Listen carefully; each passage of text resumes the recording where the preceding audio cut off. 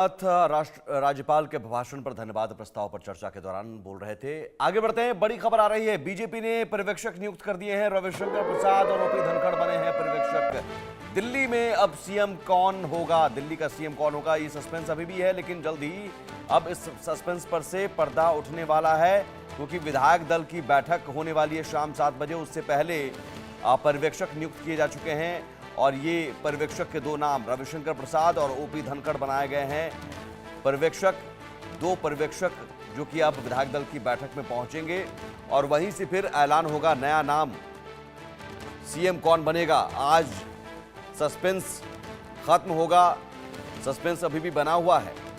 दिल्ली में किसका राज, दिल्ली में कौन अब नया मुख्यमंत्री, और साथ ही साथ सवाल ये भी है कि क्या इस बार फॉर्मूला हो सकता है, क्योंकि अब जो खबरें हैं, कई सारे कयास हैं कि क्या डिप्टी सीएम का भी फॉर्मूला रखा जाएगा। जातिगत समीकरण भी साधना है, क्षेत्रीय समीकरण भी साधना है, आपको झुग्गी झोपड़ी और पूर्वांचलियों के बीच भी एक मैसेज देना है। बिहार चुनाव है, कई सारे मैसेज देते हुए दिल्ली से, और यही वजह है कि सरकार गठन में वक्त भले ही लगा, लेकिन ठोस और जो जब सरकार की तस्वीर आएगी तो मुकम्मल आएगी। मनोहर केसरी हमारे साथ जुड़े हुए हैं। मनोहर, रविशंकर प्रसाद, ओपी धनखड़, दो ये पर्यवेक्षक, कुछ खास वजह या फिर इसमें भी कोई मैसेज छिपा हुआ? रविशंकर प्रसाद बिहार से हैं, बिहार में चुनाव भी हैं। देखिए, बिल्कुल आपने सही कहा कि बीजेपी के संसदीय बोर्ड की बैठक खत्म होने के बाद बीजेपी की ओर से दो केंद्रीय पर्यवेक्षक कर दिए गए हैं, जिनमें से रविशंकर प्रसाद जो बिहार से आते हैं, मतलब साफ है दिल्ली में जिस प्रकार से पूर्वांचलियों ने बीजेपी को वोट किया है तो एक मैसेज है।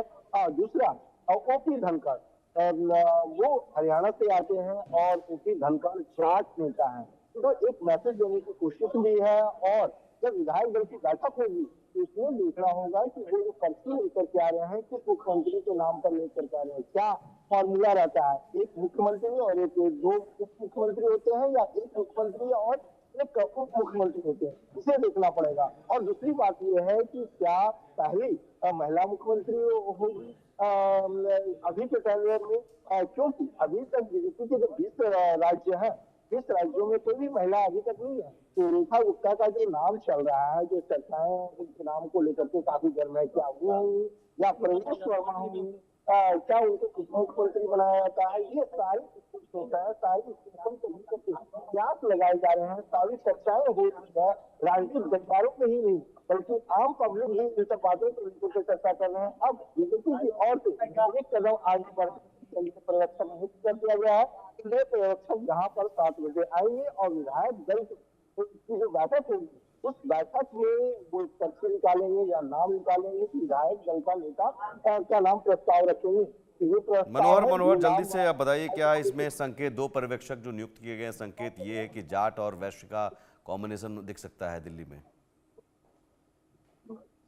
देखिए, बिल्कुल आपने जो बात कही वो इस तस्वीर से साफ हो गई है कि जाट नेता को केंद्रीय पर्यवेक्षक के रूप में भेजना और रविशंकर प्रसाद को भेजना एक तो जाट कम्युनिकेशन को साध ही रहा है, साथ ही साथ स्टेट को भी साध रहा है। कि आप देखिए, इसी साल सितंबर अक्टूबर में बिहार में चुनाव हुए, तो रविशंकर प्रसाद को पूर्वांचलियों ने वोट दिया है।